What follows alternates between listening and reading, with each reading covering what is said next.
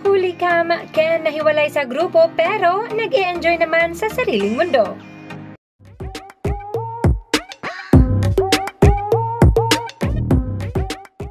Knowing Ken, may mga sariling mundo moments talaga ito being an introvert. At nangyari nga yan sa New Year's Eve countdown nila sa Mall of Asia, kung saan makikitang nahiwalay si Ken sa kanyang mga brothers pero nag-e-enjoy naman sa kanyang sariling mundo.